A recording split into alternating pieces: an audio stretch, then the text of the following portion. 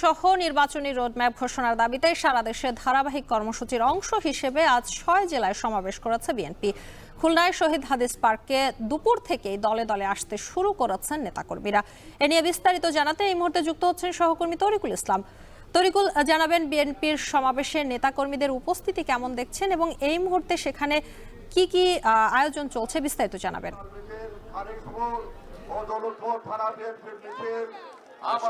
দীর্ঘদিন পরে খুলনা জেলা বিএনপির আয়োজনে একটি বড় জনসভা অনুষ্ঠিত হতে হচ্ছে এবং এখানে খুলনা জেলা বিএনপি মূলত সারা দেশে যে বিএনপির কেন্দ্র ঘোষিত যে কর্মসূচি তার অংশ হিসেবে আজকে তারা এই সমাবেশ করছেন।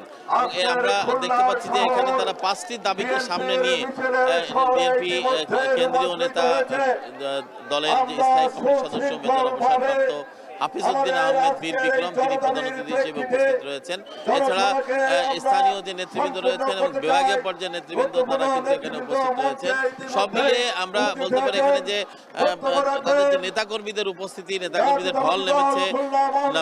নারী এবং পুরুষ নেতাকর্মী উভয়ই এখানে কিন্তু আমরা দেখতে পাচ্ছি উপস্থিত রয়েছে। আপনারা দেখতে পাচ্ছেন এখানে যারা নেতৃবৃন্দ রয়েছে, অতিথিবৃন্দ রয়েছে, তারা মঞ্চে রয়েছেন এবং তারা মূলত নিত্য প্রয়োজনীয় দ্রব্য মূল্যের যে লাগামহীন ঊর্ধ্বগতি সেটাকে নিয়ন্ত্রণে রাখা, অবনতিশীল আইন শৃঙ্খলা পরিস্থিতির উন্নতির দাবিতে উন্নতির দাবি এবং দ্রুত গণতান্ত্রিক রূপরেখা উত্তরণের জন্য নির্বাচনী রোডম্যাপ ঘোষণা এবং রাষ্ট্রে পতিত ফ্যাসিবাদের নানা ষড়যন্ত্রের অপচেষ্টা মোকাবেলা সহ বিভিন্ন দাবিতে তারা এই সমাবেশ করছে।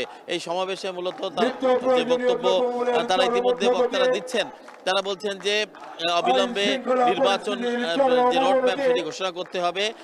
এই নির্বাচন নিয়ে কিন্তু নানামুখী ষড়যন্ত্র হচ্ছে এবং সরকারিভাবে এই যে পরিকল্পনা বা বিভিন্ন কর্মকাণ্ড এখনো পর্যন্ত স্পষ্ট করে ঘোষণা করা হয়নি। এই কারণেই তারা বলছেন যে তারা যেন দ্রুত এই নির্বাচনী রোডম্যাপ বর্তমান যারা অন্তর্বর্তীকালীন সরকার রয়েছে তারা যেন দ্রুত এই নির্বাচনী রোডম্যাপ ঘোষণা করেন। এছাড়া সম্প্রতি খুলনা জেলাতে যে আইন শৃঙ্খলা পরিস্থিতি মহানগর এবং জেলাতে সেটা নিয়েও তারা সমালোচনা করেছেন এবং বলছেন যে এই নির্বাচনী এই সমালোচনা এভাবে করছেন তারা যে এই আইন শৃঙ্খলা পরিস্থিতি যদি উন্নতি না হয় তাহলে সাধারণ জনগণ আসলে নিরাপদ থাকবে না এবং সাধারণ জনগণের জীবন এবং জানমাল কিন্তু নিরাপদ থাকবে না। এতে কিন্তু জনমনে একটি ভীতি হবে এবং অশান্তিকর পরিস্থিতি বা পরিবেশের সৃষ্টি হবে।